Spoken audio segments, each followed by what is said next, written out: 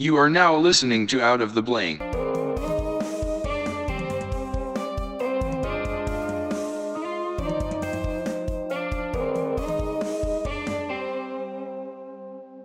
Welcome to another episode of Out of the Blank podcast. I'm here with Aaron.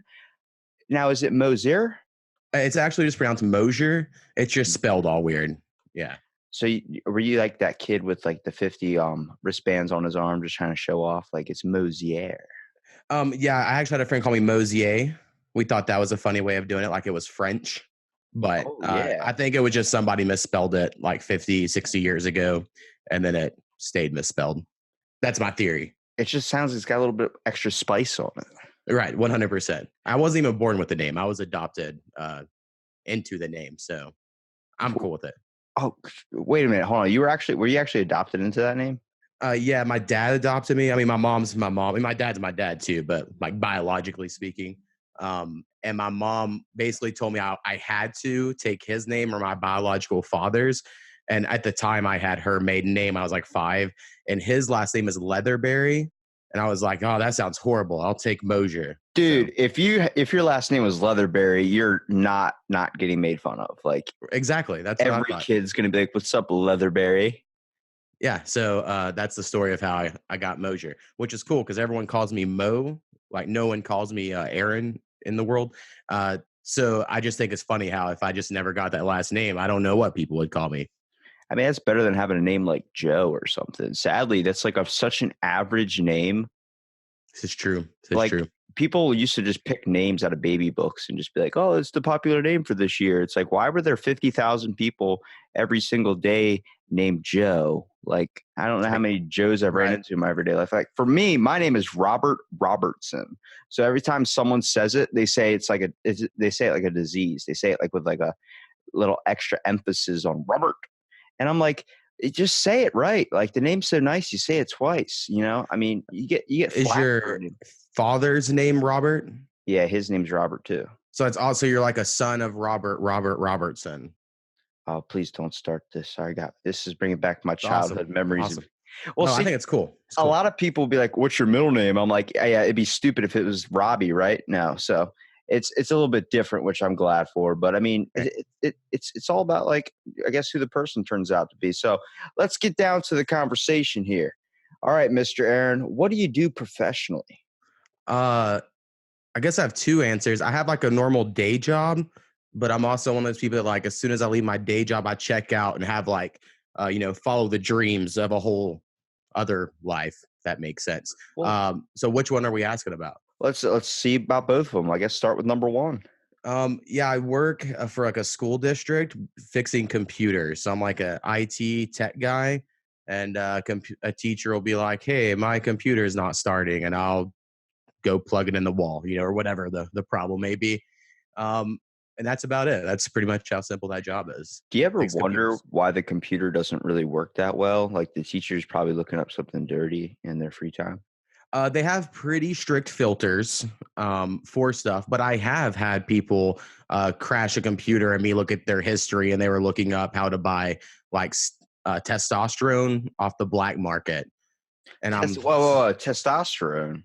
yeah, they were like looking up how to just buy straight testosterone to like inject, and it was some older lady, so I just assumed it was for her husband.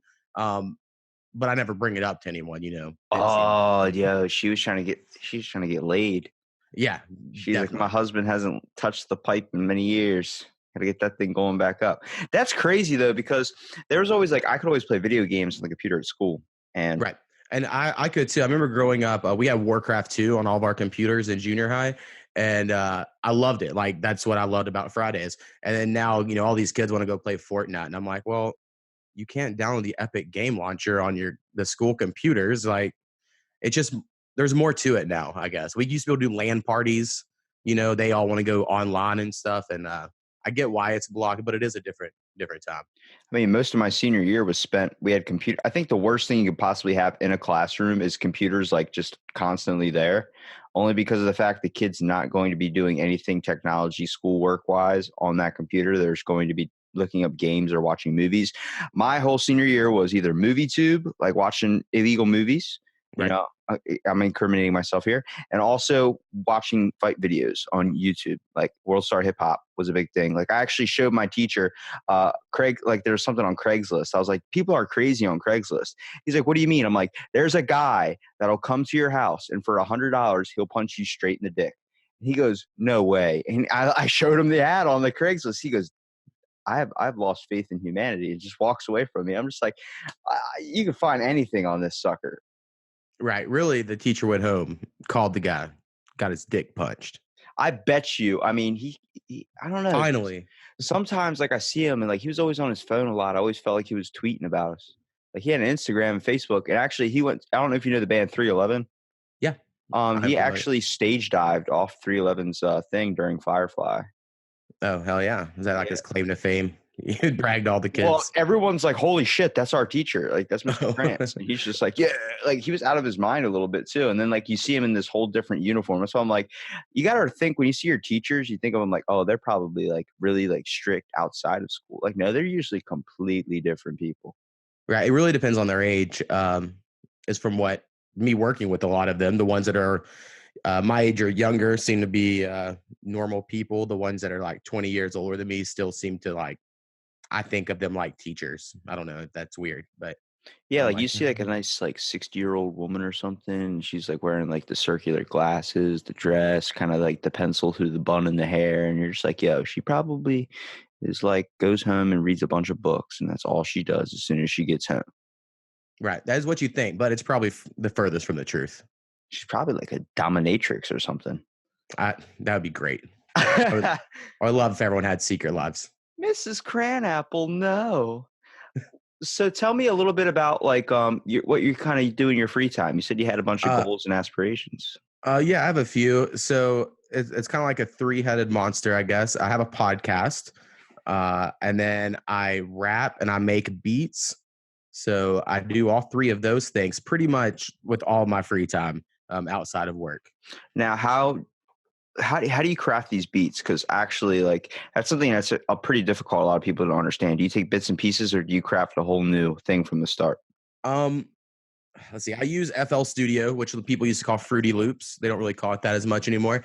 I just learned a little over a year ago, probably like 14 months ago. I took a week off work and was like, I'm going to learn how to do this through YouTube, and that's all I did for a week because I watched YouTube videos about how to do this until I figured it out. I had been rapping since like 10 years, like 9 or 10 years. I recorded songs and I wasn't like real good, but I'm okay.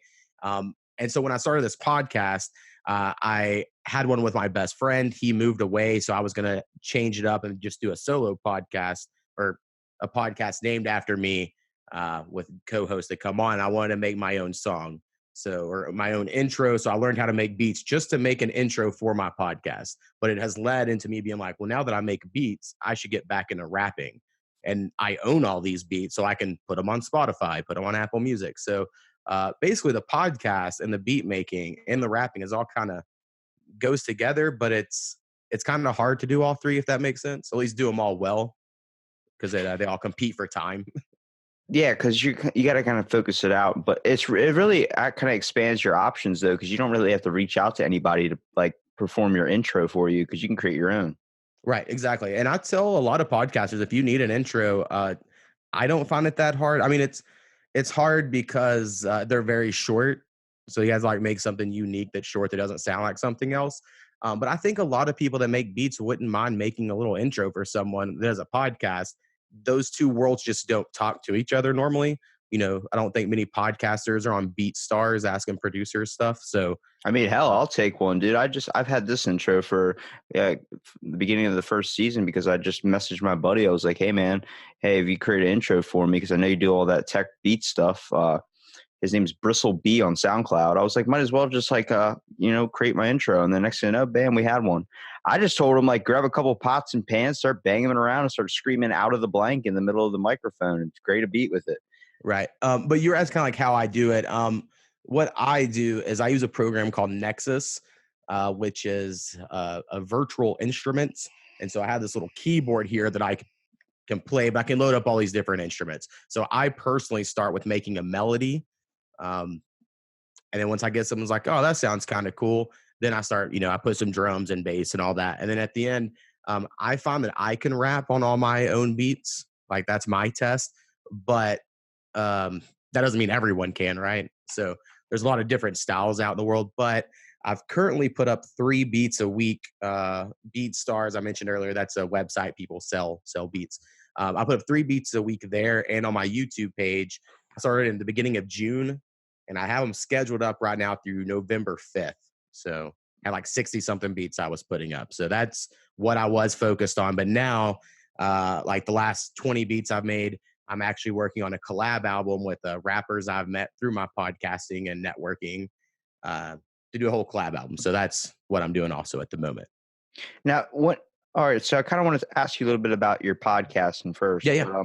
But, when you're doing your podcast, you try and focus on specific topics, or you just basically shoot the shit into the microphone? Oh no, I shoot the shit into the microphone.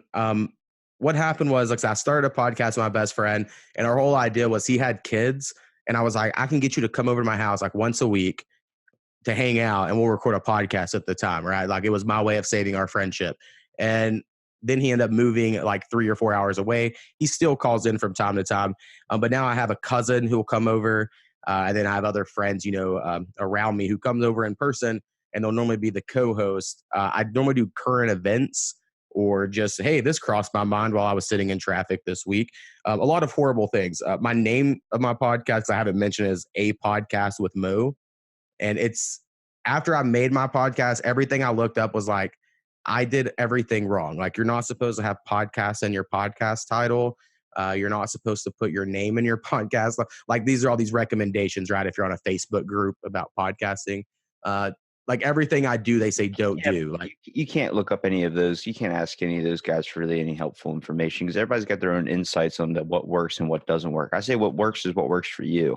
Like people like kind of give me a little bit of flack only because of the fact that I don't target to a specific audience. Like it's just for everyone to listen to because it's just conversations. Like if you're interested in listening to it, and I've had people like try and control it. Like you got to monetize, bro. You got to do all this stuff. I'm like, no, I don't. right. It's I mean, open for everyone. I have a Patreon page and I do make enough money to host my podcast every month. And to me, that's good enough of a goal. So like I'm not really paying to host it. I mean, I am, but I get repaid by my patrons. So I do think that's a decent goal and idea to have because it's all voluntary. I'm not forcing anyone to do it. But yeah, I definitely, I don't know what podcast you listen to, but I'm a big fan of the Bill Simmons podcast. And he does more sports stuff, but he also does like pop culture, entertainment things as well. But just his format, if he just has different co-hosts on calling in, he talks about topics. But if you're going to listen, you have to like him, right? And it's probably similar to you and your podcast. It's similar to mine. Like if people seem to like me and they think my humor and personality is decent enough to listen to me every week, and I do normally 2 podcasts a week, then they might check it out and then listen who I have to talk to. But if they don't like me, I have no shot. So that's just what it is. Whereas in some podcasts I listen to, I hate the host, but their topic's so interesting. Who cares? Yeah, usually time you just listen to it for the guest too. Sometimes like they have a really good guest on or something that you like. Like I know a lot of famous comedians. Like I can't really stand Jerry Seinfeld. He has that show, Comedians in Cars Getting Coffee. Right. Like those are interesting people on, but I won't watch it because Jerry Seinfeld. Right. I agree. Well, like I said, I've listened to probably about, let's say 20 hours of podcast a week, give or take. Because of my job, I can just throw headphones on and listen to them. And a fairly large podcasting group of the Kind of Funny Games. They're like a video games podcast group. And one of their members left the group because they kind of had this bickering argument and started his own. So now like I feel this weird loyalty to like I can't listen to them because this guy left, because I don't like the others as much as this guy. So I just, the podcasting, I just think the host and the personality and who you connect with is just probably the most important thing, more so than all the others. Because to me, it's just wasting time. I'm just throwing it in my ear to waste some time while I do other stuff. It's literally investing. Like when you watch a movie and you pick like a favorite character, and if that character dies, you just feel like you don't want to watch the movie anymore. Right. Exactly. So I do know like people probably don't like me or they listen to my podcast, like even my friends are like, I don't like that your podcast. And I'm like, that's fine. I don't get like too upset about it. Yeah, you don't like go home and cry or anything. Right. I'm just like, okay, well, how many other podcasts you listen to? And most people I know do not listen to them. So they'll respond with, none. I'm like, all right, well, that's fine with me if you also don't like mine. See, when you start looking at when you start looking at people that are like kind of focus on like, oh, I don't like this, I don't like that. Oh, it kind of like it angers them that much to the point like they're listening to like, I hate this guy's podcast. It's like, then stop listening to it. It's like Right. it's literally like complaining about something that's there when you don't even have to bother with it. It's just like, there's millions of other ones you can listen to. This one being out there is you shouldn't be your fueled goal to try and cancel it out or make sure nobody listens to it. It's like just enjoy. It's conversation. I mean, you're shooting the shit one minute, you're talking about you're talking about teachers, doing the dirty stuff in their free time, and then you go straight to a whole different conversation.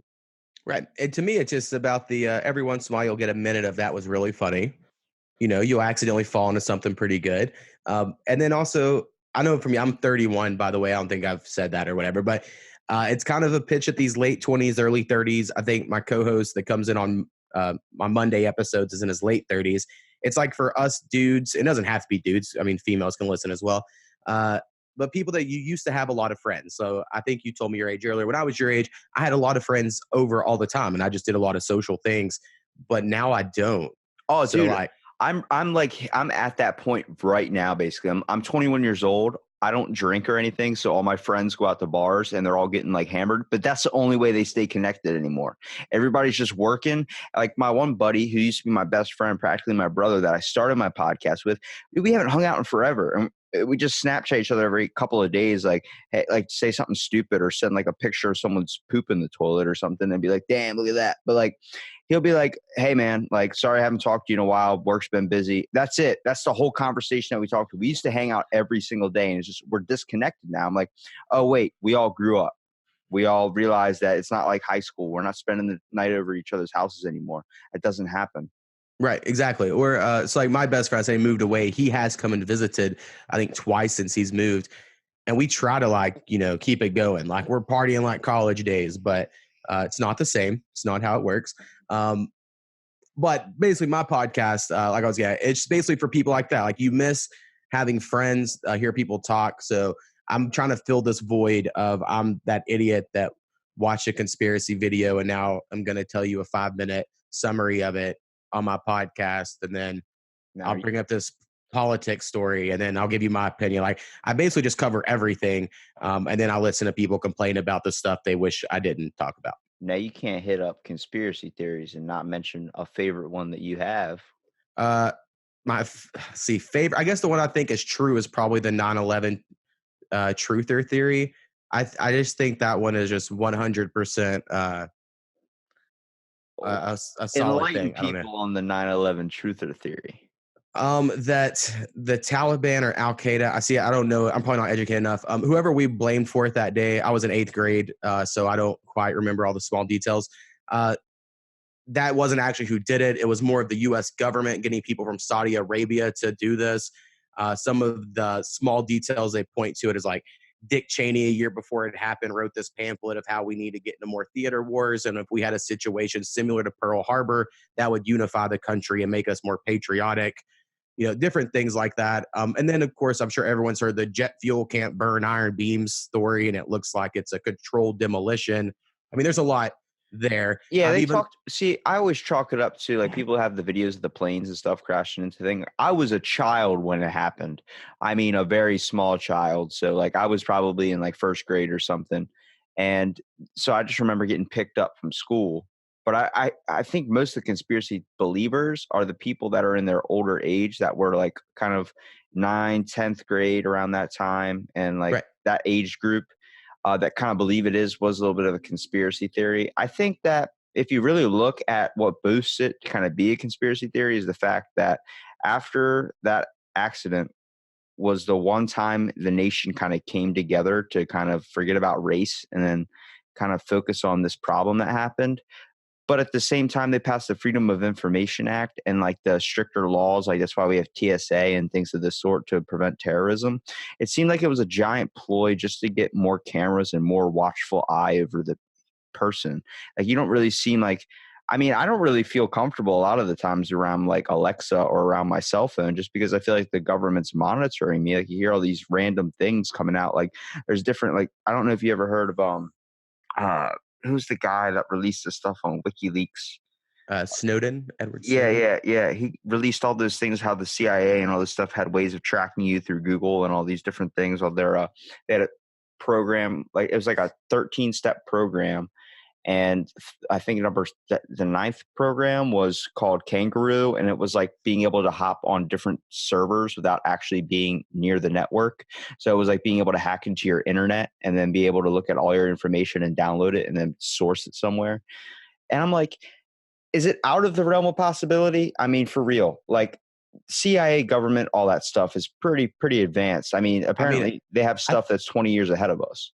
right. I think they easily everything you said's happened. I guess I'm not like worried because I just think we're past the point of going back. I get like at least for me, like I said, I'm 31. They clearly have every photo I've uploaded to the internet if they want it. Since I was, I got a Facebook 14 years ago, so I have 14 years worth of pictures that they could have already had for whatever they want to use it for. We've already given up this whole we want privacy. Like we're too far past that. So I guess I don't worry anymore because now I'm like, well, I just don't think I'm special enough uh, for them to ever care about it. Well, Right. I mean, you haven't piqued their interest in anything. You haven't done anything outlandish and stuff. Like same reason my grandfather said it best. He's like, I understand that we have to have stricter Air Force laws, like being able to go into the air, like get on an airplane. I understand that, but why the fuck do I have to take my shoes off? I right. I, Well, I understand that only because he's from like an older age. Him taking his shoes off is a pain in the ass, and it's like a 20-minute process because he's got to like untie his boots and shit. go watch any movie made in like the 80s or 70s about riding airplanes and how people like it was just like riding a bus. Like it just wasn't, there were no security checkpoints. You can smoke Also, cigarettes. right. And I just need to say that the TSA has never caught one terrorist. So all of their stuff that they're doing has been for nothing, literally nothing. They have never caught one terrorist. And you know what the weird thing is? So Apparently, others. I still don't see why we're like, we have to have it. You know the comedian Ari Shafir? Yes. Well, he got a vasectomy, and apparently the machine that scans like for like bombs and stuff, apparently that detects it.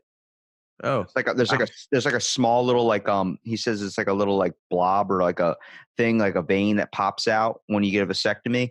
So the whole fact like the machine picks it up and then they're like, "Do you have any explosives on you or anything?" He's like, "No, I don't have any fucking explosives. It's a vasectomy." Like he gets stopped every single time through airport security, and then also fertilizer. The stuff that's in fertilizer, that nitrogen, the machine will pick up. Yeah, it's crazy. And if you look at other countries, like so, Israel has the best airport security in the world, from what I understand, and they're good at it because they're like actually trained, and then they can just look at people's faces in line and they can know who has the bomb on them, like because they're trained at this shit. Whereas in America, we're like, hey, let's hire this 19-year-old and we're going to pay them minimum wage, and then they're going to stand here with a wand. Or like, I don't. It's just, no, I don't know. Doesn't make sense to me. But I've only flown like twice in my life, so I don't really have much to complain about. Well, I mean, I also think about like people that just work in airports in general. It's like working at the NBA. Like you're not really happy. I mean, anytime you really walk into like the NBA or something like that, just some place to get your driver's license, like it's pretty painful. DMV, whatever you want to call it. I think it's the whole fact like they're dealing with a group of people that are trying to get something done, and you're dealing with the same people, and they always have the dumbest questions. They're never prepared. It's like trying to do IT service or something. Like you're trying to walk somebody through resetting their router, and they're like, "I think it's on. I can't tell if it's on. The light's blinking." It's like you're just trying to take them through the basic steps. And when you work at an airport, man, I feel for them because sometimes at 2 o'clock in the morning, you're not in the best mood. You just want to get on the airplane and go back to sleep.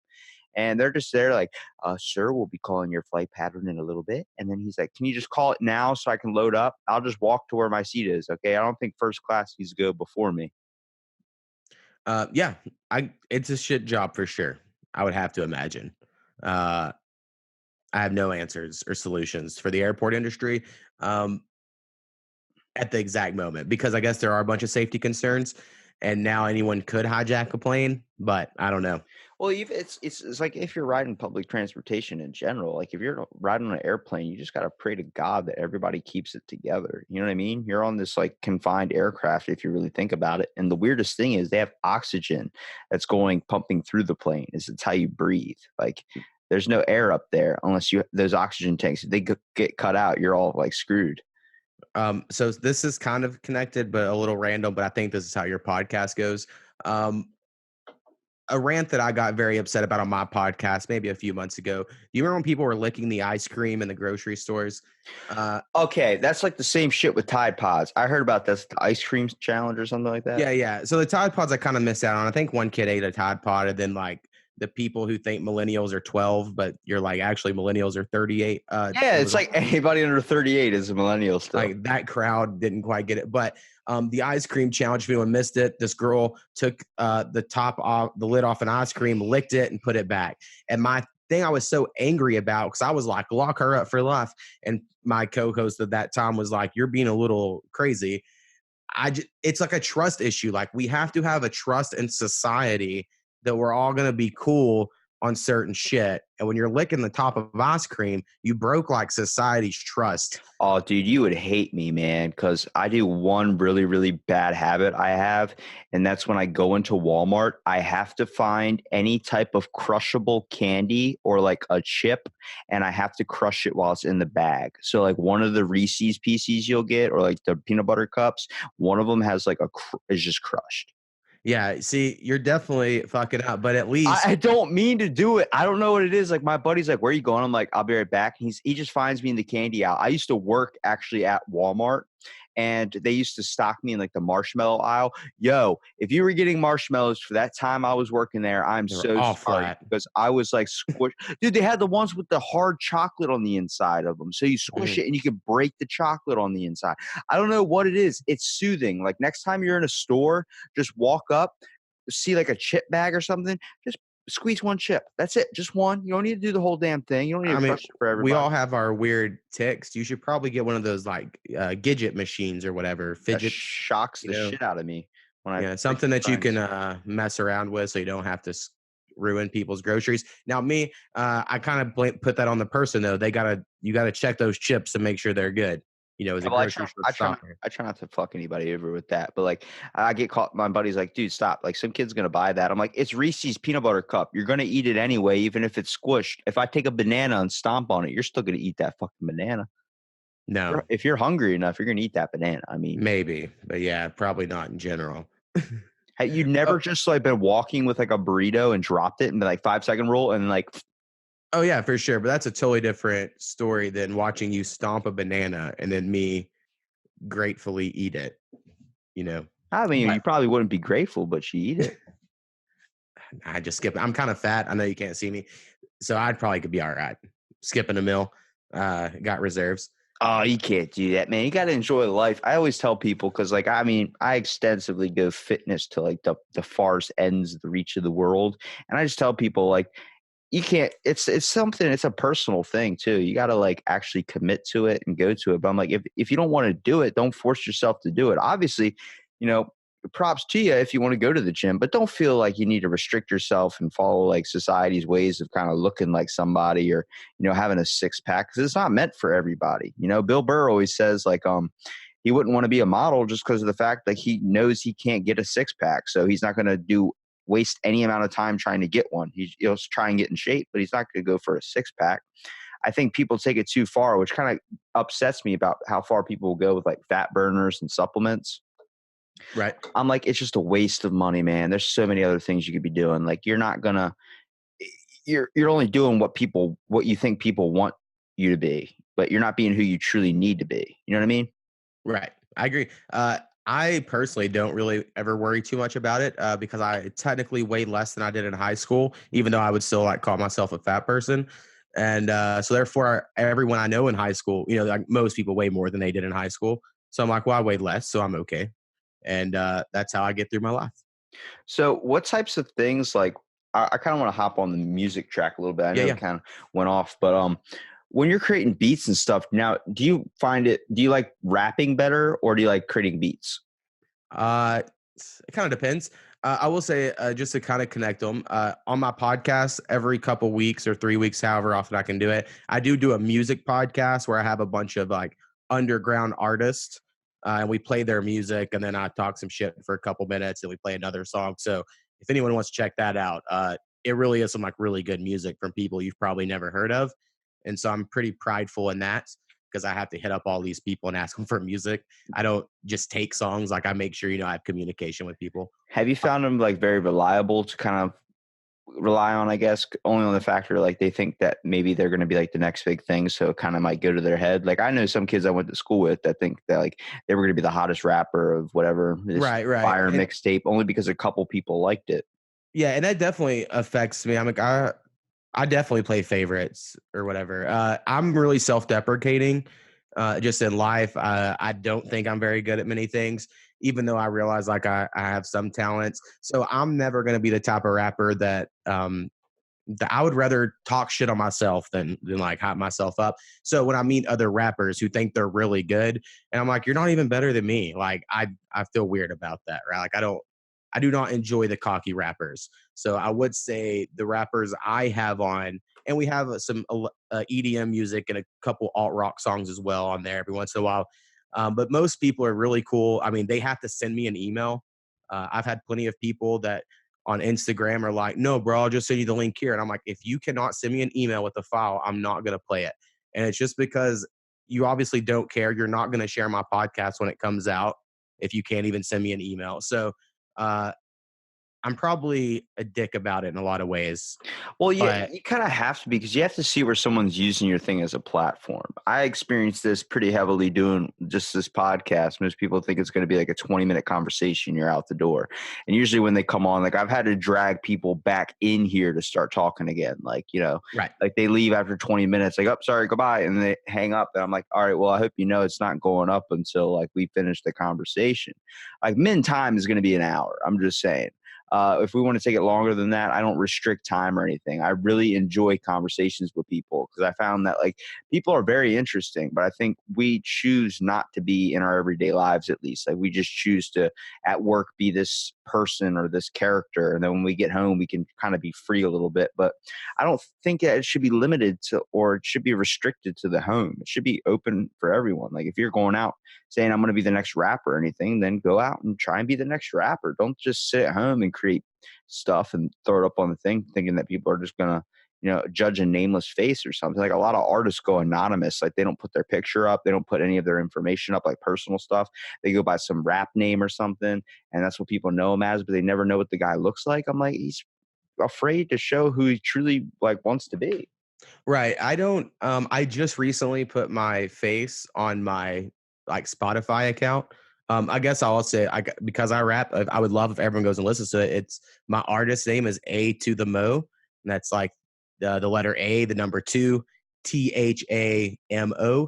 I recently put my face. I normally don't because in my state of Oklahoma, they recently passed a medical marijuana law, and I've recently got a medical marijuana card. So I didn't want my face attached to all my illegal activity I was rapping about. So now it's not illegal, so I feel comfortable. So I am kind of, or I always was like, I didn't want people to know that was me. My family isn't real supportive of my music or wasn't. Why? They So just think anyway, it's a waste of time. yeah, when I was in college and I was good, because I tell people all the time, like I was better in college than I am now, because I took like a 5 year gap of not making any raps. Now I do think I sound better now because I have better equipment, but I used to just I could make like 5 songs a day because that's just how you are when you're young. Um, but like to my parents, it was like, well, that's a waste of time. Get through school, and then I got through school. I have a bunch of student loans, and it's done nothing for me. So it's like, well, I don't know if that was the right call. Yeah, it's Um, crazy how like just having a college diploma was everything. Like you would be a guaranteed job. Now I have a college diploma and I don't have a guarantee anywhere. It seems like they're right. like, oh well, you need a better one than that. Sorry, the Right. I even associate. have a decent one. I have like a math degree, which is supposed to be hard. But even then it's like, It's not a guaranteed job anymore. no, it's just not. So anyway, like I mean I'm fine with all that, but my music, you asked originally what I like better, beats or rapping. And for years and years, of course, all I did was rap. When I started making beats, I was like, wait a minute, I can do this. I definitely liked it more. You can make more beats. You can really, I mean, you can just really pound them out. Whereas, and for me now, it's very hard to write because even though mine don't always sound like it, I care about what my lyrics are. I don't like mumble raps and stuff like that. So I want it to at least be lyrical from my point of view, like where I get what I'm trying to do. So I care probably a little too much about my lyrics, and it makes the writing process slower for me, where I used to just be able to write very easily. What type of environment do you set yourself in when you're writing raps? Um, Honestly, and it's changed a lot over the years. Currently, I'll just write a verse anywhere. Like I'll be walking my dog at the park, uh, and I'll be like, in a certain. I do a lot of emotion stuff. So if I'm like in a good mood, which is kind of rare for me, I'm a pessimistic person. I'll pull out my phone and I'll try to start writing stuff. Or if I'm in a sad mood, same thing. I don't necessarily write to a beat because I've done it long enough that I understand how to write a rap verse, and then I can do any verse to any beat. I don't. It doesn't have to be specific for me, but like I'm gonna be on this one producer has this collab album he's working on that I'm gonna be on, and he sent me a beat, and I wrote to that beat, so I can do that. But typically, I do not. Typically, I just kind of write my ideas down. I wonder where the whole factor of like, because I know when I'm writing, if I have to write something, like sometimes I get like a lyric in my head but it randomly hits me. But I feel like sometimes if I have to isolate myself and kind of put myself in like this quiet environment and then force myself to write something down, it's so difficult, dude. Like it's just I'm Right. sitting there and nothing's happening. But then I'll be out in the middle of like driving or something where I can't write something down. Like I just can't take my hands off the wheel. Next thing I know, I'm just like immediately lyrics are coming to my head. I'm like, I got to pull over and I got to write this down. I got to do this, whether it was a joke, whether it was something and I'm like, well, because next thing you know, you don't write it down, it's gone. Exactly. I also keep a note app for my podcast where I just have it says podcast ideas, and I just write like 2-word ideas all the time. And then when I record my podcast, I'm like, what was I? What were these 2 words referencing? And I try That's to what keep track of it. Greg Proops talks about. He's I don't know if you know, he's a famous comedian, but I he do not. oh well, he wrote a book called the Smartest Book in the World, written by the smartest man in the world. He's actually really really clever. Like he did used to do the old show Whose Line Is It Anyway? Oh, okay. Yeah, I know exactly what And you're talking about. so he would talk about writing notes, and he'd be like, sometimes I'd write a note for a joke on a napkin or something, and it would be like crappy chicken scratch handwriting, and I wouldn't know what the hell. I'd be spending 6 hours trying to figure out what I meant by corn. I'm like, that's true though, because usually like you try and chalk it up like if you're writing a grocery list, like, oh, I'm gonna write this down real quick. So you go like corn, cap, whatever. You just start naming off like one word things, and the next thing you're like, what was I talking about? Like, how did it go?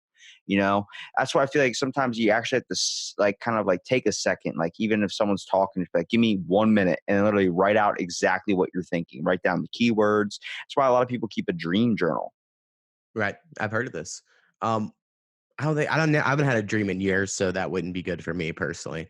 I don't know what your dream life is like, but mine is dead for sure. I can't remember the last time I really had a dream. I get them like maybe once every couple of months, but it's so impactful though, where you wake up, you're like, holy shit. Like usually it's just like, I'm an insomniac. So it's like, I sleep like 1 hour is good sleep. You know what I mean? But Right. Well, they whenever, say it's if you're not dreaming, they're saying it's because you're never hitting your REM cycle.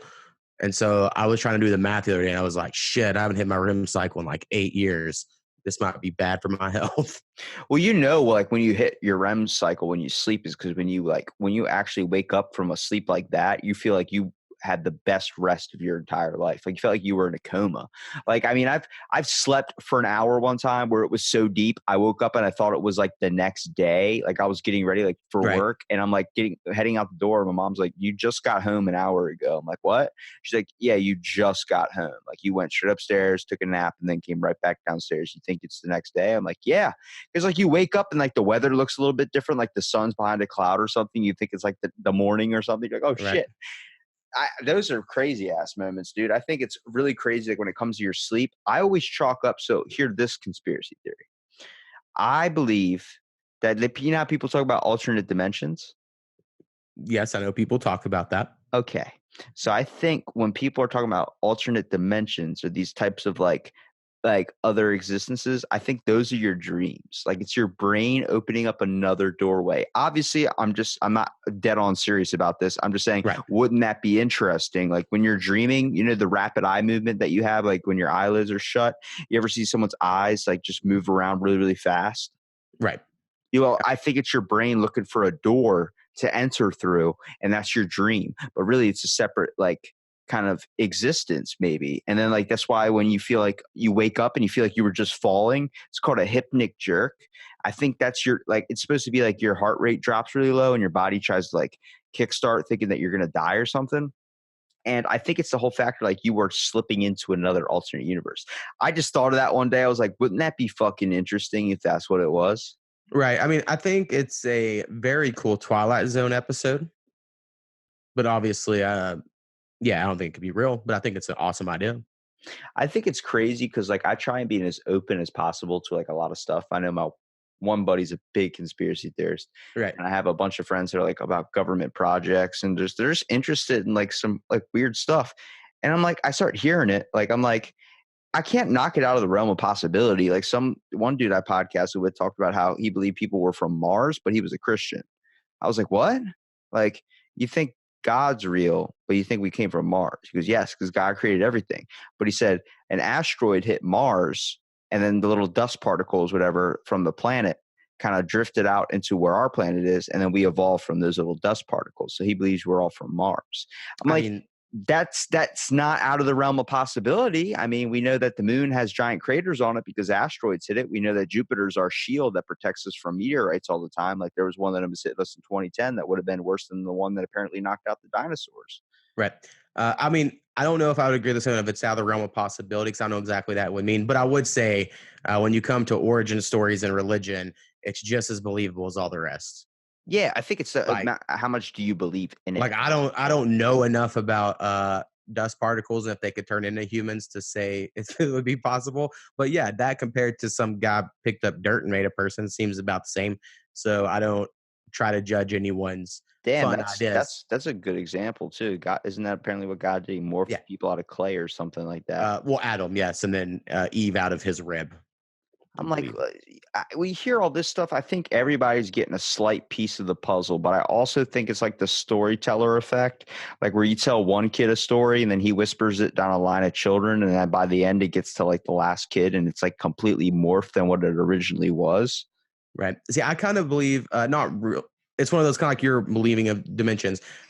I want to believe more in like the ancient alien theory. Like in my mind, what makes the most sense is that a spaceship came a long time ago, and ancient people said God came from the sky because spaceships would have came from the sky, and then maybe they genetically modified us to be smarter so they could, use us as slave labor, mine some gold. Because for whatever reason, we've always loved gold. And now we know that gold is good for space travel. So it lines up. Maybe the leader of the spaceship's name was God. And so that's after they left, we just kept talking about it. I just think that makes as much sense as anything else. And so I think that's a fun movie. I would watch that. So that's what I like to believe. I just want the simple movie. We evolved or adapted and morphed into these people that we are today from like apes, and the only reason we like gold is because it's very shiny. Same thing when you have a pair of keys and you just dangle it over a toddler Right. just to stop them from crying. I'm like, Right. it might be that simple, or it might be super extent to the point where our brains couldn't even comprehend it. Well, they I say it's the shining is because it looks like water. That water is shiny, and we need water to live, and that's why we're attracted to shiny stuff. But there's a lot of stuff that shines, and gold we still think's more valuable. Well, that So, explains if you go to like a country that's a little bit like less educated. I hate doing comparisons, but like right.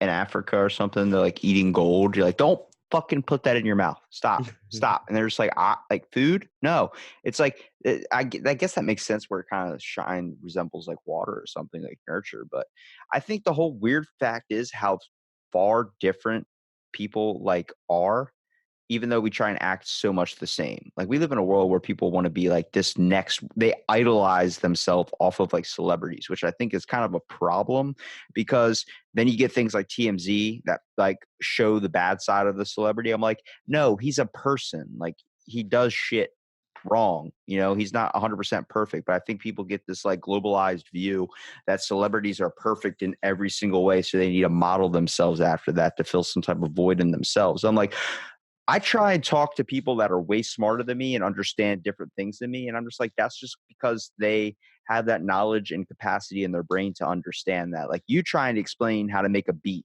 to me will probably be the most difficult fucking thing for me to understand, which makes it interesting as you as a person being completely different from me. Like I could probably know some stuff that you would just sit there and kind of eyes glazed over. I find that fascinating because I hear some dude talk about alternate dimensions and talk about like you know, the antimatter and all these types of things like out in our solar system. I'm sitting like, what the fuck? Like you need Neil deGrasse Tyson to try and calm you down a little bit, but the only Right. person that seems to be better than Neil deGrasse Tyson is Bill Nye. Yeah, and well, and even like we were talking about with religions earlier, just to make sure I'm fair across the board, I think it also requires a lot of faith and stuff I don't understand to believe, Neil deGrasse Tyson. Like he knows sciences that I'll never understand, and I have to kind of take his word for it, and then I have to take the scientist's word for it that they know what they're talking about. So I do think there is faith involved in all of it. Um, so I just try not to judge anybody. I mean, that'd be awesome if God was real and it was like something in the afterlife, but I haven't had that evidence in my life yet. I think Oh, for me any either. time for you to believe something, you have to have evidence. And it's like, I really don't like how people get like super, super into it to the point where they feel like they need to change other people. Right, for sure. I'm I live in the Bible Belt of America, like right in the middle of it, right? So it's very rare for people to have the belief system I do of I do not believe in that teaching. Uh, and I normally explain it with it's like a diet. You know, if you want to go on a diet and you're like, I can't have ice cream because I'm on a diet, I have no problem with that. But if you say I can't have ice cream because you're on a diet, then that's a problem. And that's kind of how religious people are in my view of what I see. You want to know? I just thought of a good theory for why people are licking ice cream and then putting it back. It's a diet, dude. It's like the keto diet. Instead of Yeah, eating the ice cream, you just lick it and then you put it back. And that's enough to satisfy your craving. maybe that might be what it is. How many Uh, times did you buy ice cream to the point where someone like it was already open? You were like, "What the fuck?" well, that's the thing. So the ice cream they licked is a company called Bluebell Ice Cream. It's very popular where in the state of Oklahoma. It's from Texas, I believe, With is the what the bunny on fact. the front? That's Blue Bunny. There's Blue Bunny and there's Bluebell. Bluebell is better. Blue Bunny's like the cheap shit. Um, and the Bluebell does not have that plastic ring. It's like just fucking free for all because they lived off trust because it was Texas and they're dumb there. In Oklahoma, we think Texas is dumb. Just the backstory. So anyway, now they are going to put a film filter on it, which will of course make the price go up. So this one girl is going to increase the price of ice cream for a whole country, and I just think it's fascinating. I Anyway. I think that take super extents to stop. Well, that's a problem too because FDA has to regulate that. A lot of food and drug stuff, but there's so much other shit that's contaminated. You honestly think when you get a bag of grapes from the store, if you don't wash them suckers off, like you're already Well, getting and even somebody's then, little hands and and I fucking. make this argument, so I'm glad you brought this up. People wash grapes. That cold water doesn't get rid of germs or bacteria. You'd have to like boil the grapes, and then you can't even eat them. So Yeah, it actually reduces the amount of bacteria, but it doesn't eliminate it all. It's actually what right. started in the Victorian era when they were using surgery and stuff. There was a couple people that were innovators only because they they washed their utensils off after surgery. They didn't use soap. They were just like, "There's a lot of blood on this knife. Before I go back into a surgery, I'm just gonna run some cold water on it. It wasn't even hot." It's great. I'm really. I'm not one of those people that wish I was born in another time period. I'm very much excited about living in modern technology. I Uh, I see. I love modern technology. All right, so I'm gonna hit with you on this point. I don't believe that people that say I wish I was in a much older time period. I wish I was born way earlier. I was like, no, you don't. Like I can tell you right now, you wouldn't be able to function 5 minutes without your cell phone. I can also tell you that you wouldn't be able to survive uh, back then because first of all, they lived to the age of maybe 30, 40, and back in the Pilgrim days, and even then they were fighting off a whole host of diseases. You got married at a young age, and the whole factor is you knew nothing about contaminations. The whole reason why doctors went to your home was because it was safer than a hospital. Now you think of a hospital now, it's the safest place you can be, you think. No. There's so much contamination and everything infected like that there that if someone's like literally like bedridden or needs to be like just stable for a really, really long time, they want to send you home. Mostly because you're kind of taking up space, but at the same time, you're better off at your house sitting and healing rather than sitting in a hospital. Right. And that's actually there's new studies that's true again, at least in America. Um, a lot of hospitals are keeping you overnight after surgeries, but all studies suggest if you went home, you heal faster. I don't know why. Like my dad just had knee surgery, and they sent him home the day he had it, as opposed to keeping him overnight. And they were telling about some new studies of when you're around your own shit and you're comfortable, you're just more likely to get up and get going. Well, you're in a better mood too. Right. So I think some hospitals may be going back that way. Maybe we'll see. I think it's really, really hard. Like, did you hear what happened with Johnson and Johnson? They came out about the freaking Yeah. yeah. See, now any company that has Johnson in the name twice, you got to kind of look at them with a watchful eye, I think. But if the guys that did the baby tear shampoo, no cry for babies because the soap can get in your eyes. They're the ones that were hiding all this medical shit. Right. Uh, and honestly, I don't even blame a company. I really don't. I think for many, many years, and it's a pretty new concept, this whole doctors are protecting you against yourself. That, I mean, they used to just give you liquid cocaine like in a bottle. Like I doctors mean, aren't infallible. They just like, and it used to be like, well, if you had the money and you want this medicine, sure. Like it is very much a new thing of these checks and balances. So like, I'm not saying these companies were right in doing what they did, but it was the landscape. This is very much we're looking at something that happened in a different time period through the lens of today's standards. So I'm like, I mean, I get what they did's wrong, but it's not like were they going to stand up and change the world at that time themselves? I don't know. Maybe they should have.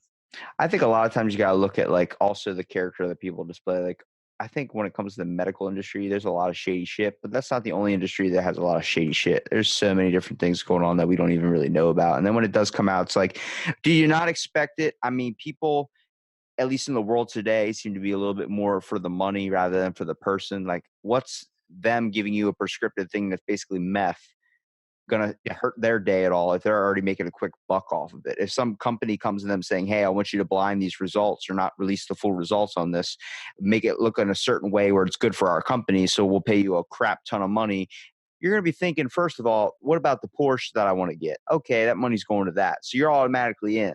You know what I mean? You're not caring about the person anymore. This is where I think technology did a bad thing, because technology has made it so damn simple for us to be comfortable and be disconnected from each other that we're not realizing like who people are anymore.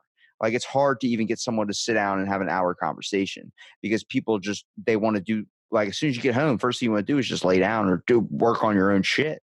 I'm like, I get that, but it's not difficult. You know what I mean? It's not difficult to go out of your way to help others. Not saying you have to, but saying that technology has made it so damn easy where that's like the main thing. That's why I'm saying college diplomas aren't really, you don't need one anymore, because you can make fucking 3 point something million dollars off just playing Fortnite. You can. That is possible. Um, Man, you were saying something there that in your Fortnite thing just totally distracted me for whatever reason. Um, hmm, I don't know. Continue. Well, I was just saying, I mean, it's really, really weird on the concept of technology, because a lot of people give it so much praise and say the world would be so awesome without technology, you wouldn't know what to do. That's true. I don't know what the hell life was like before Snapchat, even though I was born before Snapchat, but it's become such a part of my life now where I just kind of see it there. I don't know. But I think the fact is more kids' memories are now going to be spent linked to their phones rather than the fact that it's going to be not with their family anymore. I mean, Right. Like fam- when I was a kid, I had every kid in my class's phone number memorized. you But had, right now, if you had to someone, know it. right, if someone's like, "What is your wife's phone number?" I'm like, Says wife in my phone. Just right. call that one.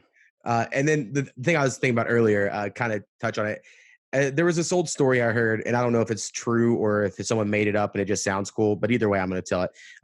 When emails were becoming a thing, the 90s, 80s, the whole idea of the internet, that concept coming to be, the idea would be like, well, we only have to work like 20-hour work week now because you'll be able to do so much with technology that we won't have to work 40 hours. We would be able to get as much done with less work time. But companies didn't say, well, we want to keep our productivity the same.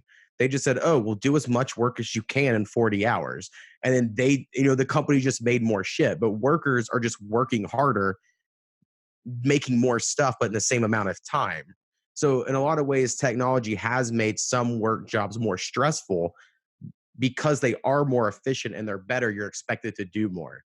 That makes sense. Yeah, well, that's why there's now people are getting replaced with machines. Like they're talking Right. about bringing minimum wage up to $15 for a person that works at like McDonald's or something. And like, I do understand there are people that did do some things in their life or the point where they can only work at McDonald's, whether you're a convict or something. I don't think that's right, but I understand the whole concept of you probably shouldn't be trying to make a living off working at McDonald's. That is kind of a kid's job. Like Well, I I don't think know if I you. think that's a fun idea and argument for sure. And I hear that, but a lot of places like there just aren't other jobs That's but very, fast very food. true. So it's like I'm sure a lot of people would be like, I would love to not work at McDonald's, but that's the job I have. Now I kind of go on both sides. Where I live, everyone's poor, right? So like if you made minimum wage $15 an hour, it's gonna affect a lot of jobs that aren't minimum wage that don't pay close to $15 an hour.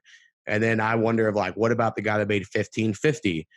Do they get a bump or do they just make just barely more than the McDonald's worker? I don't know how all that would go. I'm not an economist, but it is very interesting to think about. And when you compare inflation, like if you're working in a fast food industry in the 70s, you were making like $28 an hour or something. So it's crazy. Yeah, a lot of people don't We understand. Like, broke it. you know how, yeah, you know how a can of tuna is like 60 cents. All right, well, if you start making $15 an hour, that can of tuna is going to now be $1.25. The price of everything's going to start going up once our money starts being looked at that. Right. That's why Well, you and look it, at a country or something like Russia, Bulgaria, all these places.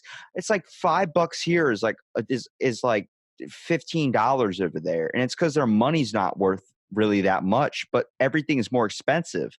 Like a rose or something is like 60 something of their currency. It's like, holy shit, well, that would just be like $1.25 over here. But it's because their money's not looked at as heavenly as ours is. And that's just because we've managed to kind of keep a okay economic basis when it came to our money system.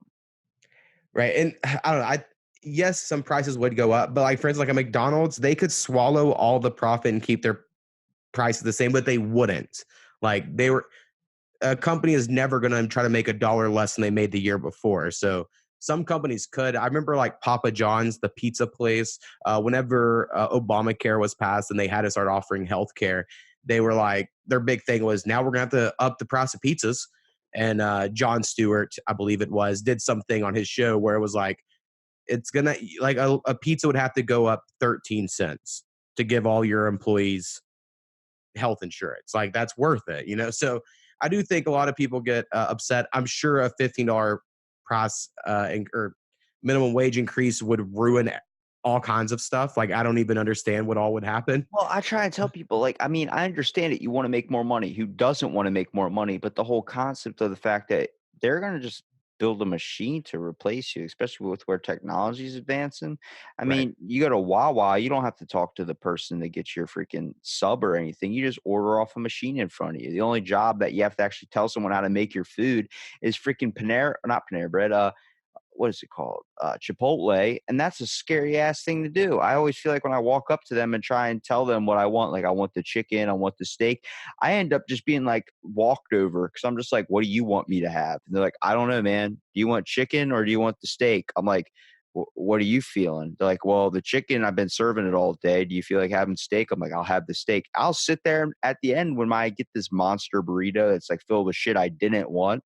Like I could be allergic to one of the things. I'm a little bit of a pushover when it comes to that because I already feel like a dick just trying to point at them, tell them what I want. That's a problem with a thing like that. A lot of people, like I like having the banter, like, kind of walk up and, yeah, talk to someone.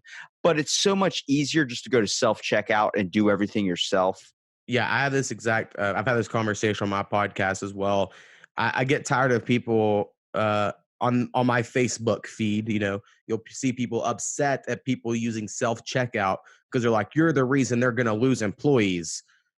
And I'm just like, I just prefer it. I'm faster at it. I don't have to talk to anybody. I don't know. I just prefer it. And You know maybe why you also prefer it? Why is that? Because you go to checkout, and the fact that people are so hooked to technology nowadays, like Facebook used to be nothing but bitching about your problems. It's because you're not releasing it anymore because you're not connected to your own family where you could talk about your feelings. You're not connected to anybody anymore. So instead of doing self checkout, you decide to go talk to someone in line. You walk up to the cashier. How's your day going? Don't get me started on my fucking day. And it's like, oh shit. Like, I was just trying to pay for this drink, and I was just trying to pay for a couple oranges, and you're sitting here giving me the business on all your business. It's the fact that we don't have a way to project or talk with anybody anymore. That we just have to put all our problems on some random stranger. I see it all the times in the store. Someone will get upset and then be like, "I had a and just start going off about their day. I'm like, whoa. Right. And I'm so exactly, I'm pretty self-deprecating. I don't find myself that important. So I never have those moments. You know, like I never snap at anybody in a store that I don't know because I'm like, that's a stranger and that would be embarrassing for me. But there does seem to be, I don't know if it's a personality type or an age range, but there are people that feel like, well, if I'm talking to you in this store, I will tell you my life story. Like you must really want to talk to me and hear all about my shitty day. And I never want to hear about anyone's shitty day. And it's funny when you go to like start saying stuff like that's going on in your life, they'll immediately be like, "Oh, I got to go," or like walk away. It's like Right. I just listened to you like a therapist for an hour and a half, and now you're telling me you have to go. You're not even gonna let me say one thing.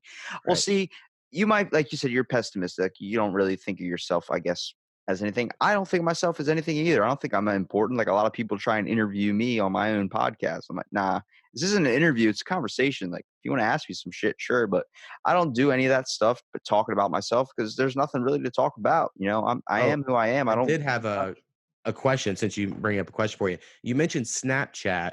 Snapchat is like one of the only social media platforms I'm not on. you got to Would get on it, bro. there be any benefit for my podcast, beats, or rapping to Snapchat? It's basically like Instagram, but it's like quicker. You know, you don't have to post something and then take it down if it just usually disappears after a little bit. But you can put stuff on your story. Honestly, it's an easier way than texting. I find. You know, I also still like when I text, I can't tell. The hardest thing is telling your emotion. Like when someone voice texts, they usually are like trying to rush or they're trying to say something.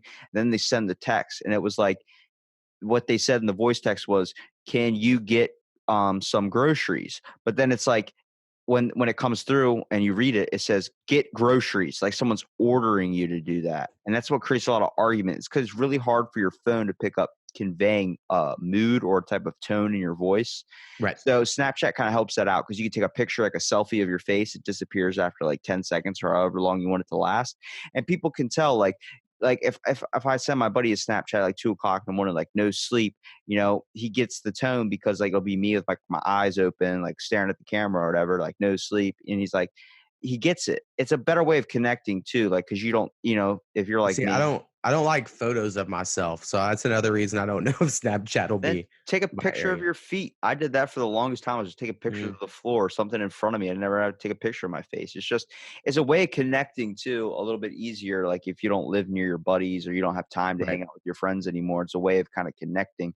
I think I don't know. I think there's always a new trend coming out. It's really hard to kind of stay with what it is. It seems like Instagram started copying Snapchat with the stories and doing all that type of stuff. Snapchat had it first. Everything's kind of turning into something. It's actually something I talked about in a podcast with someone when they were talking about they're in Germany and they work for like a coding company and they think they do this process of like when they send an email or something and it's all zeros and ones and you can't really read it just like the matrix. There's a way to decipher it by moving a couple numbers around and then everything comes into a message which they decode, and they're talking about making a global platform for a messaging system that can connect everybody on one platform. It's like so like how we have Facebook Messenger and then there's text. So there's two separate things. And there's DM, Instagram. Okay. All of that in one platform in one app where everything is like Facebook, all that stuff, messaging apps all become obsolete. It just goes into one giant system.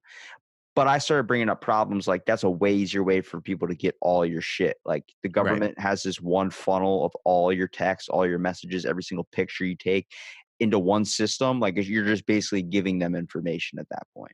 right. It's like I don't link my Facebook to my other social media platforms because like my mom's on my Facebook, and like I don't want her on my Instagram, if that makes sense. So to me, Facebook has turned into things for your high school friends and family. Uh, and Instagram for me is more for my music and podcast. I try to use Twitter as well for that. I just don't get the appeal of Twitter. I never have since it first came out. I just don't. That I don't is know. It's just not literally my a shit. platform for people to bitch about their problems. Every time I see on Twitter, it's either some dude trying to be a comedian or some dude like comedians use that to post like funny one-liners. But I'm like, what's really scary to me now? I never got into Twitter, but that seems like a place where people can just bitch. But when you look at Facebook, do you find it funny how it started off a bunch of people complaining about their problems, like, oh, I had a long day, all this sucked, all this happened to me, this happened to me.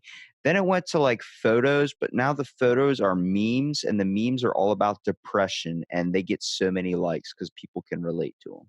See, I don't. Yes, memes for sure. Like I have a Facebook page for my podcast in which, on days I don't share episodes, I just share memes that I find funny. Um, I think memes are a high art form. I think like the comedy value of memes today, I think is so underrated. I think some of the people making these are geniuses. Well, they're Uh, they're comic sketches like you would get in a newspaper. Like you get that newspaper, the funny section. It's like a quick little comic bit. but they can come out so fast, and like a fad can take over so fast, and then all of a sudden there's like 1,000 memes based on the same template. I'm just really impressed by it. I'm trying not to hate on them, even the ones I don't like, because I'm just like, oh, it's fascinating how and most of the time they're all really, really funny. But Facebook is all memes. That's all it is. It is all memes, and then people I see more complaining about the relationships, right? It's like they complain about the relationships or politics, and then it's memes, and that is all Facebook is. But they put it all into sometimes they mash it together and put all of it into meme form. Like you're looking at the like there's something that's like, I wish I could get on this diet, and then a dude puts up like a picture of a steak, like, oops, I guess I messed up making the salad again. Like you see something like that, like it's funny, but it's literally just them. You kind of look at it, and if you kind of analyze it a little bit, like I do, you're like, oh, that person's probably upset with how they look, and they just posted that because they related to it. I think memes, what makes them really, really funny is the fact that it's also very relatable. You know, See, I think meme sharing is a way for people to share their personality type without having to say anything. So, for instance, I shared a meme recently that was something that holds shoes, like something you put in your closet and you put shoes in, and it said, "Hey," and it had candy in it, and it said, "You can use your shoe holder to hold candy when you lose your feet from having diabetes." And I thought that was just so funny, that and is I funny. shared it. That is And then like 4 people liked it, not many, right? But like I know those 4 people also have a dark sense of humor, and they know I do as well, I right? think So I feel like that's what it's for. everybody has a really dark sense of humor. I don't know if you recently checked out Netflix or anything like that. Like Dave Chappelle had a comedy sketch that came out. Yes, it was great, I Yes. thought. All right. Thank you. Because a lot of people are giving him crap and I getting giggled the whole sensitive. time. I did too. And I think it's the funny thing was that it was literally the truth, and he was just saying it. And we were he was putting it in a way that would make it seem very, very ridiculous to believe in it. And then you realize it's actually how we're taking it. Right. Well, I think I was a sophomore in high school when the Chappelle Show season 1 came out, so, like, I mean, that was me, right? It was my age range. That's who it was targeting, I felt like.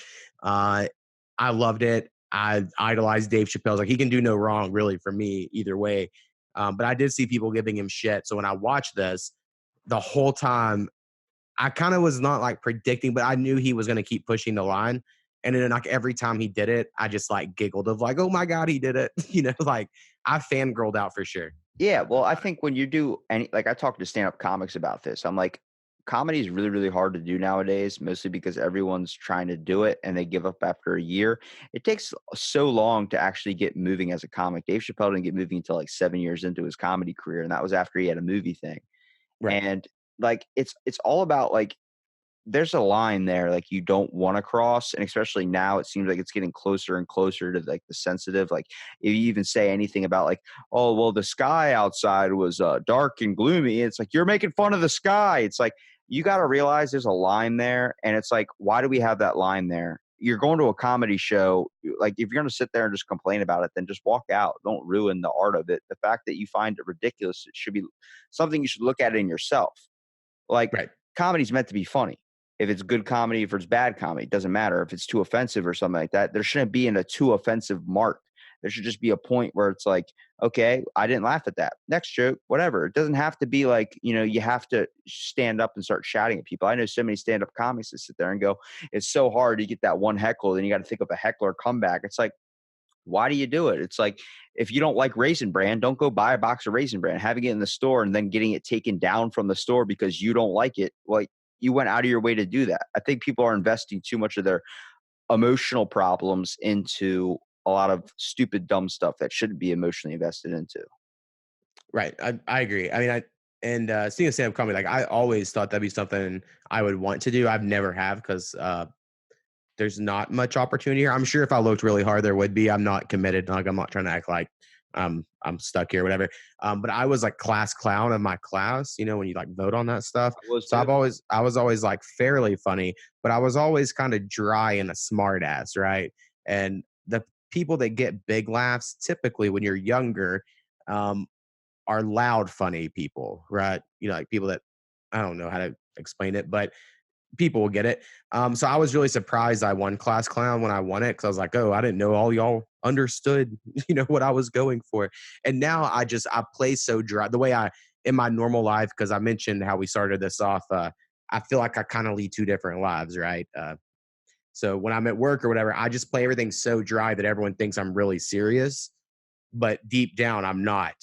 So I try to play that whole angle, and I find a lot of humor just in life through that, but not.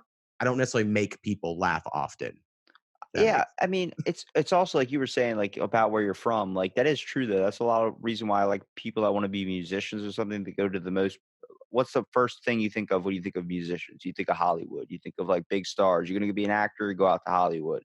It's because that area, that's where it literally promoted up to being like the start for your career, basically. If you were going to be right. any type of performer, same reason why like New York, Broadway immediately. And then it's like, I come from a small town, but it's pretty popular during the summer, a lot of tourist spots. And it's like, everyone here is a musician basically. Everyone, like, there's bars on every street, so you just adopt to where you grew up. Like if you grow up around potatoes, you're going to end up doing something with potatoes.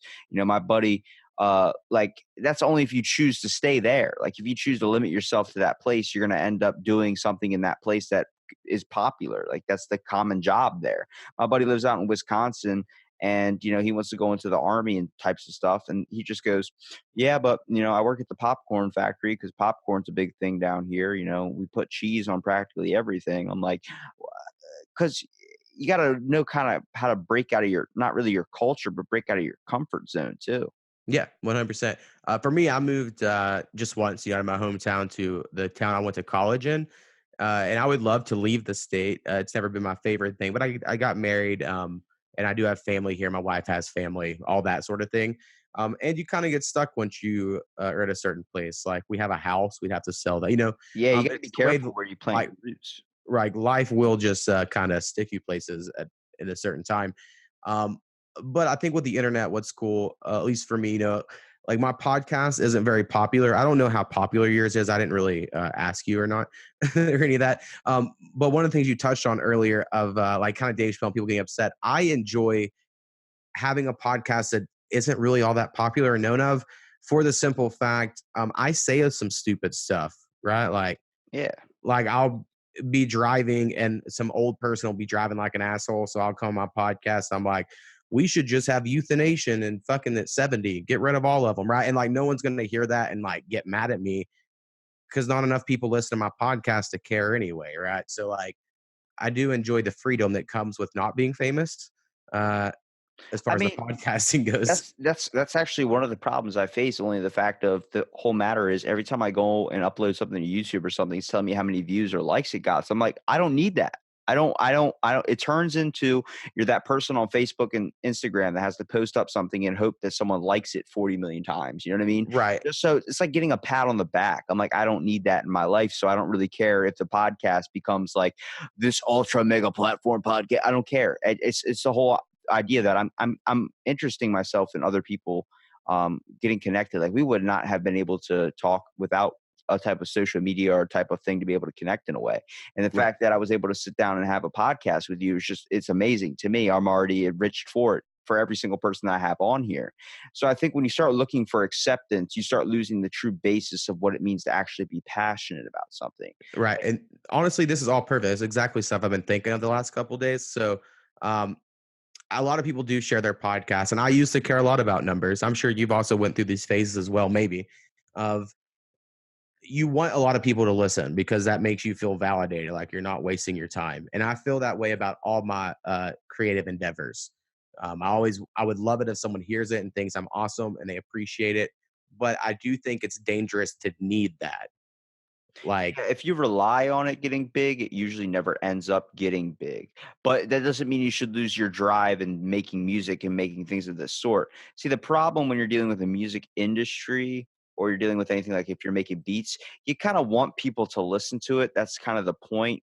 That's why you have something like that. But when you're having like a podcast, it's a little bit different. Like especially if you're just having friends over, it's just a way for you all to just kind of be able to hang out and like kind of shoot the shit. You know what I mean? Even if right. it gets like 5 or Well, 10 views, you still had a wonderful experience talking to somebody. like when I launched my podcast and I host mine on SoundCloud, everyone says that's a horrible place to host it, but it works just fine for me. So I host it there. And for like the first, I would say like 40 or 50 episodes of my podcast, I would get like this batch of 200 listens all on Sunday evening from like Saudi Arabia.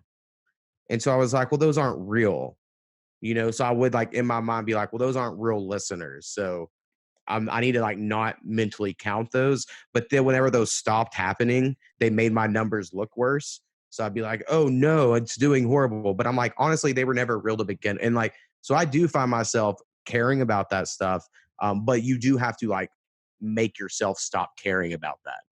Yeah, it's really, really weird. You get like a message on one of your like posts or something, and it's literally like, "Hey, check out this site for more followers and subscribers." And you go on there, it's like monthly packages, get 1,000 something followers for like Right. $10. You're like, but they're not real. They're just people with either multiple accounts that just follow you, like robot AI accounts. Like they're bots. They're not something Right. I'm interested in. And I think that's really, really strange because I've actually messaged someone about doing a podcast, like coming on to here, and they had like one episode and it was like only like a week old, but they had like 30,000 subscribers. I'm like, how did you manage that?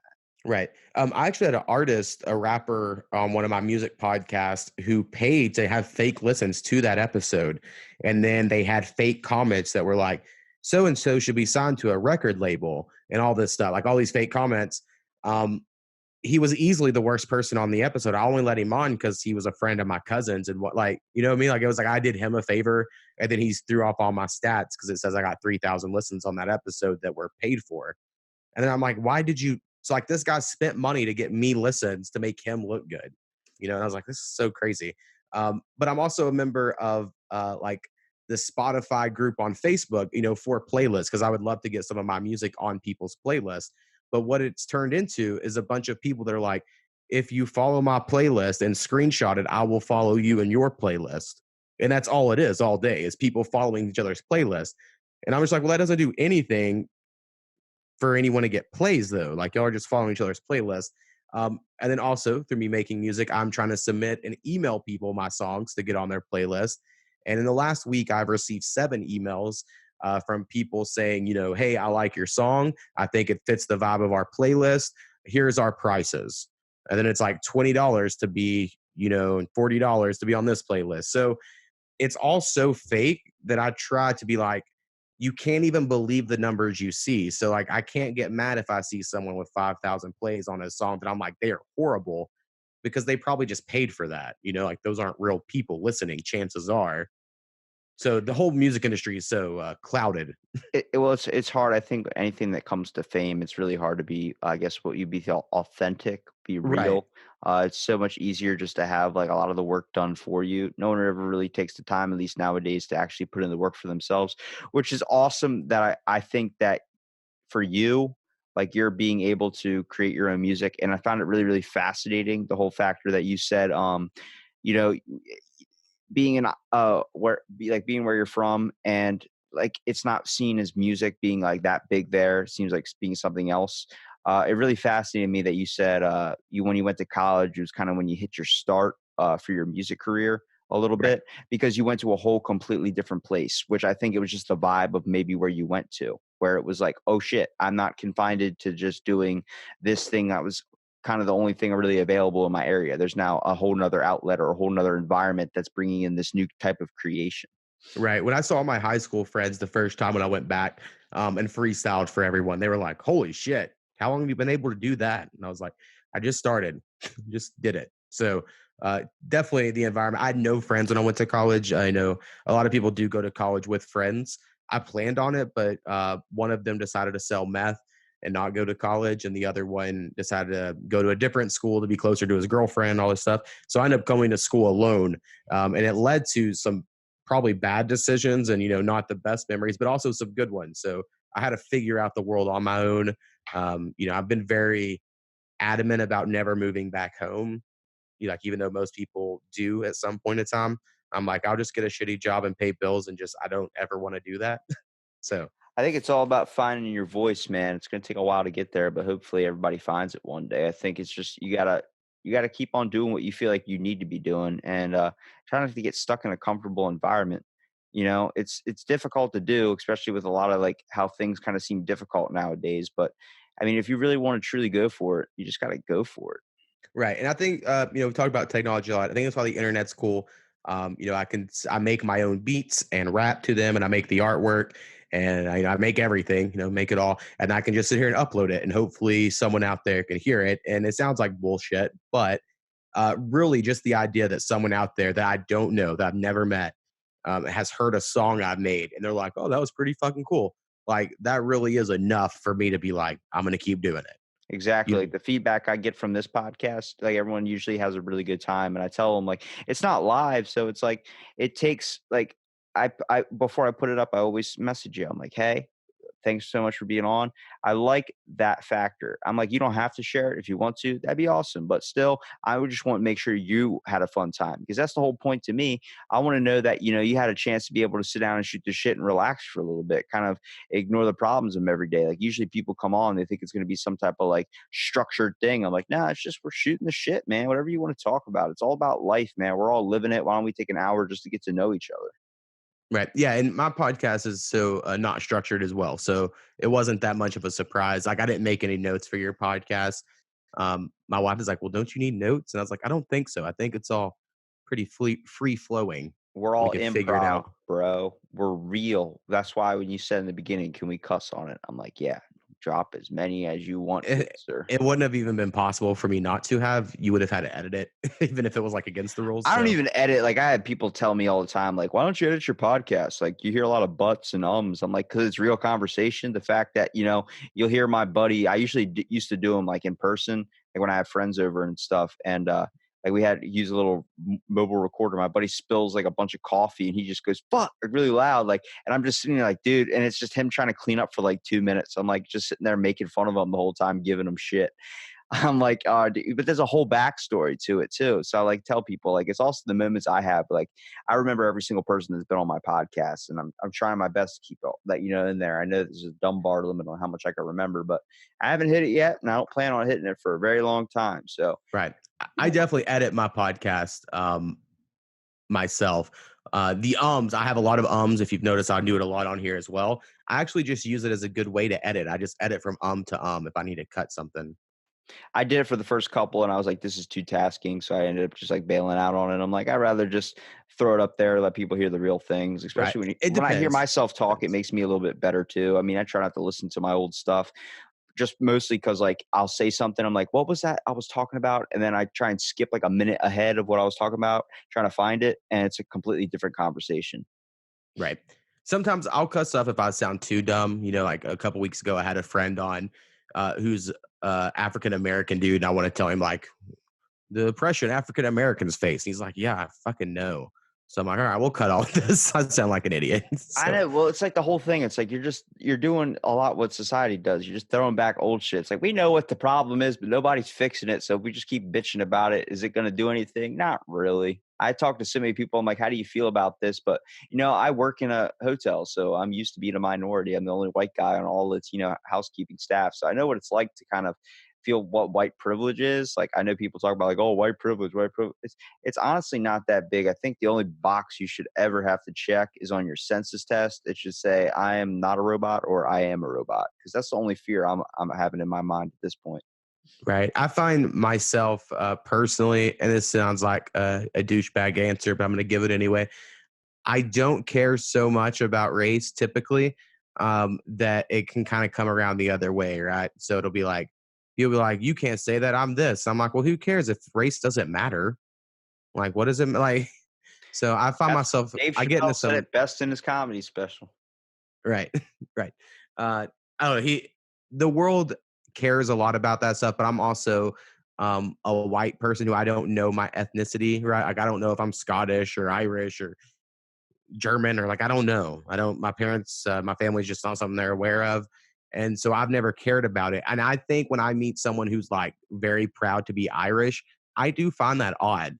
I'm like, you weren't born in Ireland. You're like, so I also find it kind of odd when because I have friends that are Mexican, like if their family's been here for generations and they're still like flying a Mexican flag, I think they're just as weird as I think the people that love Ireland but yet have been like I just don't get it because I didn't live that. It's all about having like you want to have reference to somewhere, even though you've never even experienced it.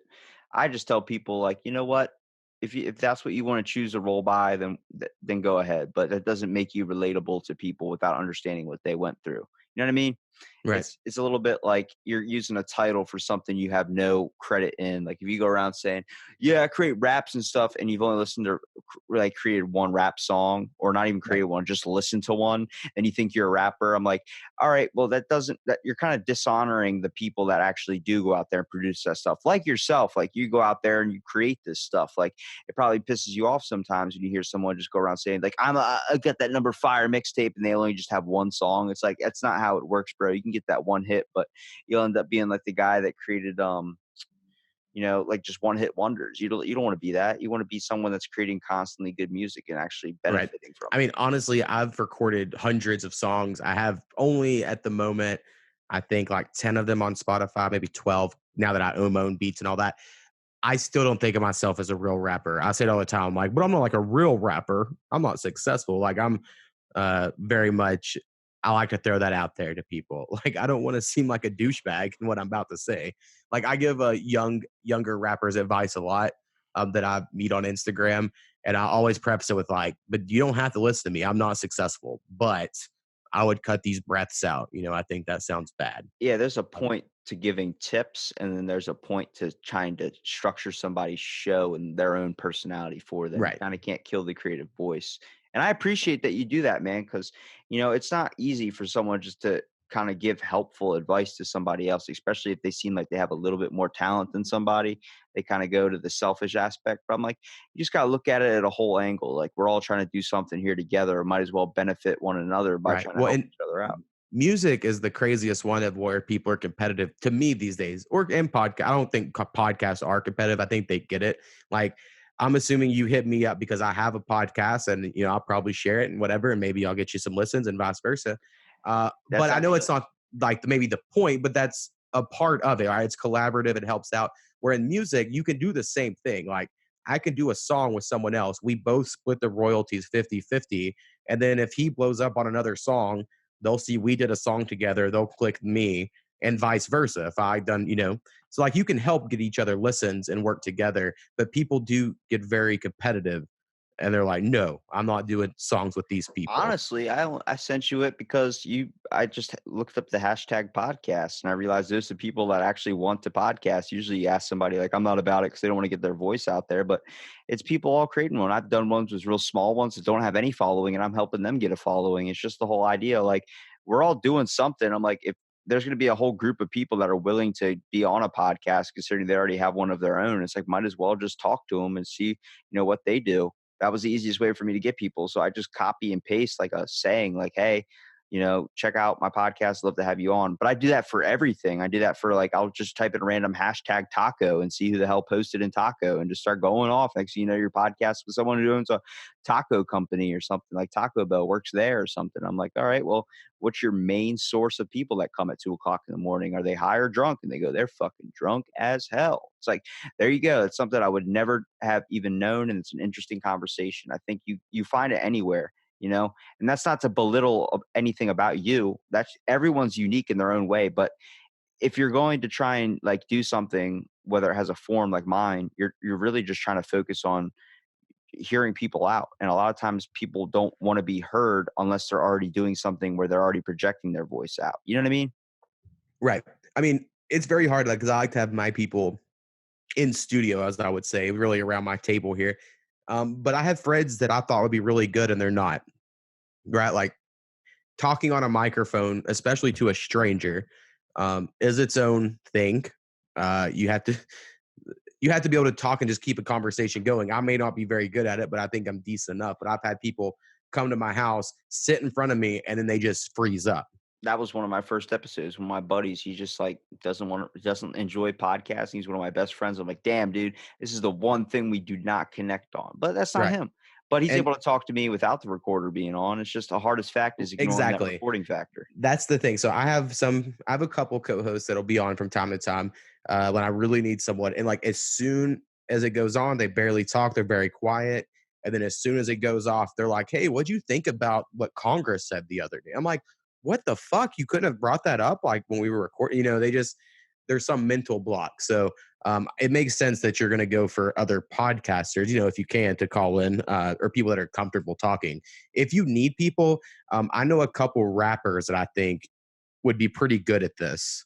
Hey, So if if you want to you're shoot them my way, dude, that'd be awesome. I think it's all about like I just want to make sure everybody has a memorable experience, at least something where they were like, it wasn't bad at all. Like I enjoyed it. Like if once I hear that, I'm like, well, that was worth it because I got to be able to understand you, Aaron, and I really appreciate you coming out and doing my podcast. First of all, I want to give you here a minute at the end to kind of be able to promote yourself or tell people where to find you. Uh, give you a little shameless plug. sweet. Do I need to do that now? Yeah, man. All right, let's go for it. So my podcast has a horrible name. It's hard to find, but it's a podcast with Mo, and Mo is just Mo. Like I said, we talk about random dumb shit, and then every other Friday we have a music episode with awesome music, totally worth it. And then you could follow me on Instagram or search for me on Spotify under A to the Mo. A the number 2 THAMO. Do some rap music there, and then I make beats under the same name. Probably Instagram is the best place to follow me to see all of it because I just post something like every day there about something. So, Well, that was for show with Mo and Aaron Moiser. I want to say thank you for moseying on over to the Out of the Blank podcast. oh yeah, man, thanks for having me.